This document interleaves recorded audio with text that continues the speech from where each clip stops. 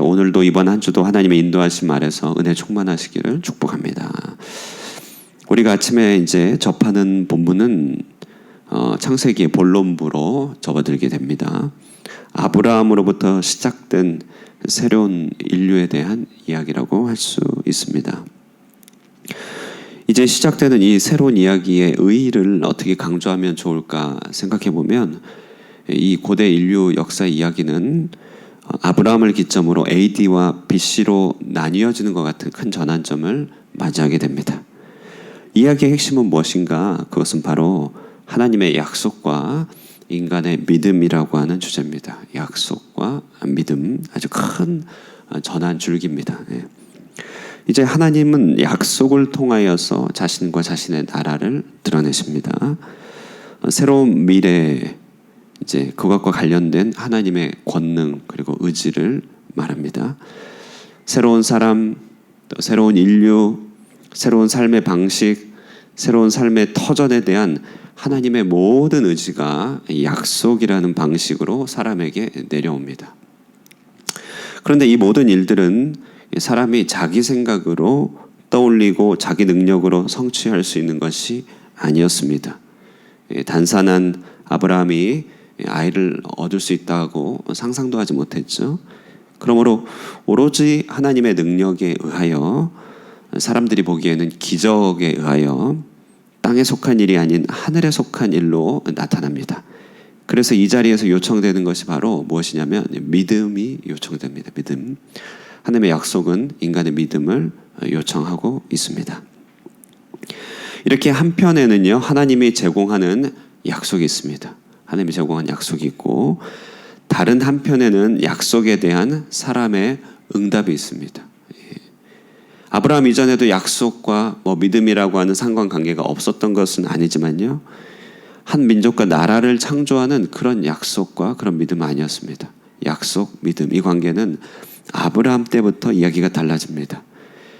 이제 이 약속과 믿음이 대서사시가 돼가지고요, 아브라함과 이삭, 야곱으로, 이스라엘 민족으로, 다윗 왕국으로, 그리스도 예수 안에서 교회로 오실 세계에 대한 종말로 이게 연결되고 연결됩니다.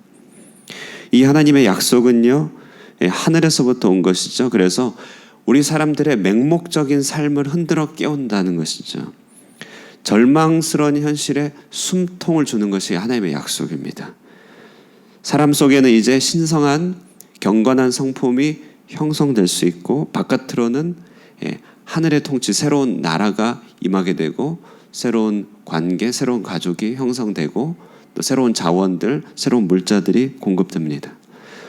하나님의 약속하는 이 새로움은요, 우리 현실의 노력과 투쟁, 논리적인 귀결, 인간의 노력의 결과로서 생겨나는 것이 전혀 아닙니다. 오직 하나님의 권능, 그 신실함으로부터, 위로부터 주어집니다. 자, 그래서요, 약속과 믿음의 이야기는 때로는 우리 현실의 단절도 되고, 의심의 대상이 되고, 조롱거리도 됩니다.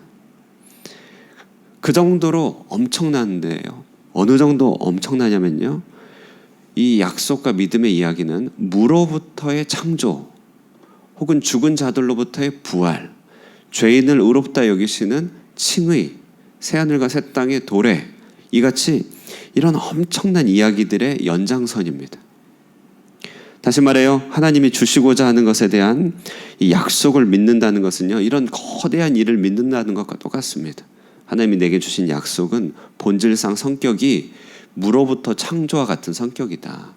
내게 주신 약속은 내가 어떻게 이뤄낼 수 있는 정도가 아니고 죽은 자로부터 부활과 같은 성격이다 라고 하는 것입니다. 오늘날 학문 세계 속에서는 생명 현상의 신비함을 잘 드러냈습니다.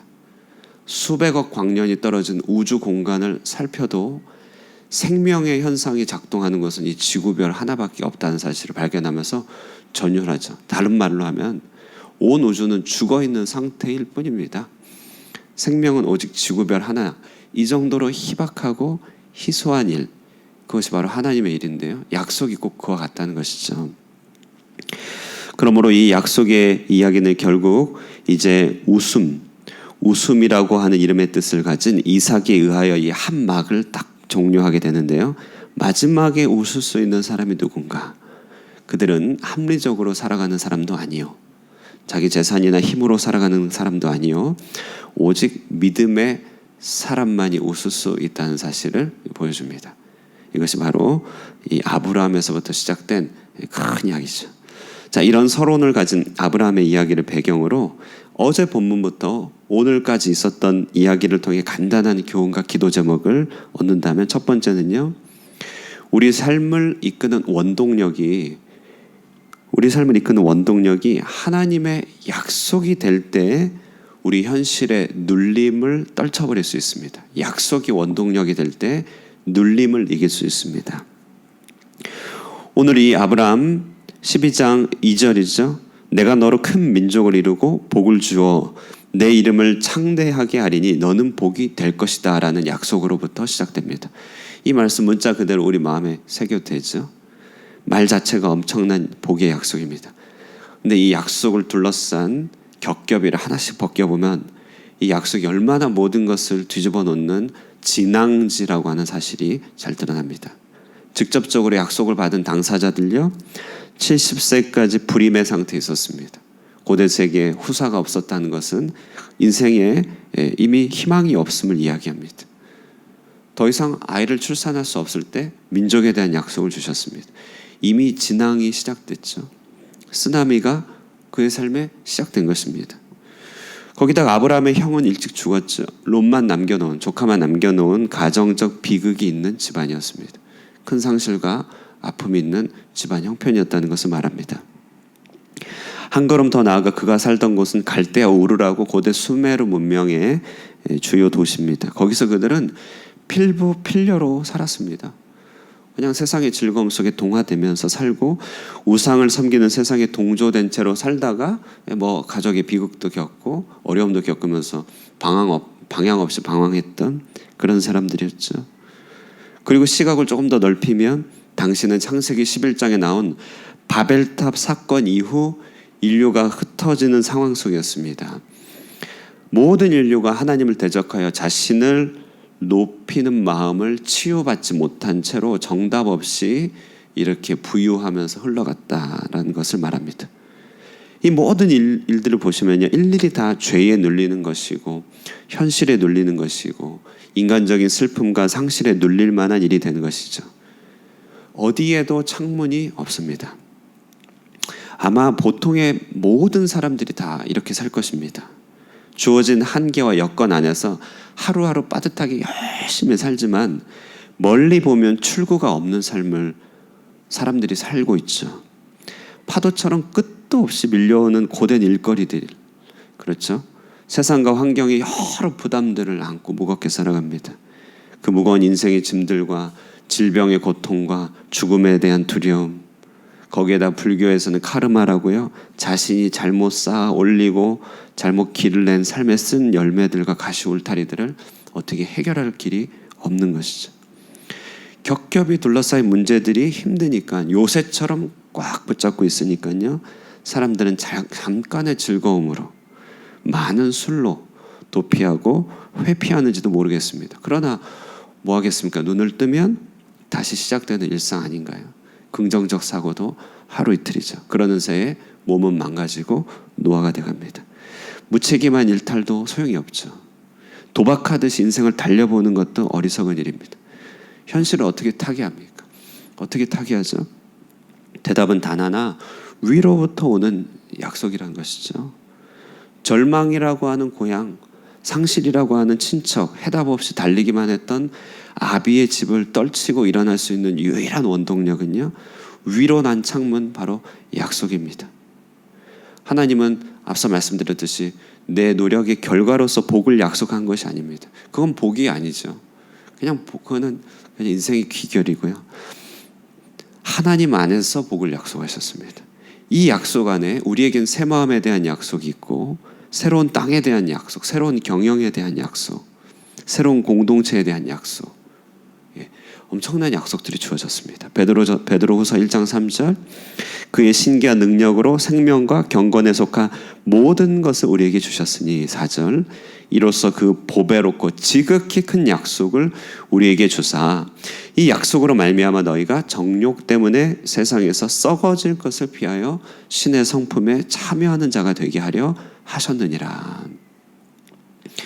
동떠오르는 태양이요, 이 태양만이 어둠을 물리치는 희망과 원동력입니다. 하나님의 약속이 우리의 태양이 되도록 해야 된다는 것이죠. 그리스도 안에서 새 생명에 대한 약속, 성령의 약속, 새로운 능력을 주시는 약속, 새 마음을 주시고자 하는 약속. 우리도 아브라함같이 열국의 아비, 열국의 어미가 될 것이라는 약속, 기적의 약속이 우리의 삶의 원동력, 태양이 되어야 됩니다. 그래야 우리가 죄와 현실이라는 올무를 떨치고 나갈 수 있는 것이죠. 그리고 이렇게 기도하는 것입니다. 하나님, 당신이 주신 약속으로 숨막히는 현실의 어둠을 깨트릴 수 있게 하옵소서. 그 약속이 우리의 원동력입니다. 오늘 본문은 두 번째로요, 믿음에서 미끄러질 때도 회복하는 유일한 자원은 약속이다. 미끄러질 때도 회복하는 자원은 유일한 자원은 약속임을 얘기합니다. 오늘 본문은요, 위대한 믿음의 반응 뒤에 뒤따르는 부끄러운 미끄러움을 보게 되죠. 하나님의 약속을 따라 아브라함이 수천 킬로 이동했지만 그 다음에 이야기 본문은 어떻게 됩니까?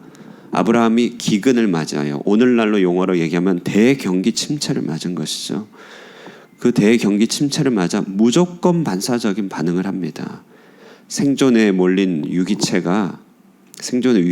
유기체가 생각할 겨를이 없듯이 아브라함이 그렇게 반응한 것이죠. 무언가 두려움이, 공포가 그의 선택을 좌우한 것입니다.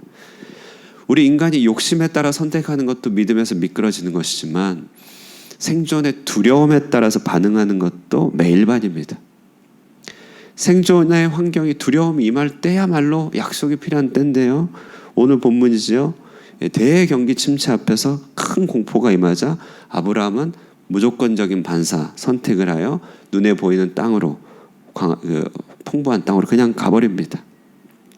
자, 근데 오늘 본문이 얘기하는 바는요, 우리가 이렇게 미끄러진다 할지라도 건져내는 것은 역시 하나님의 약속이다.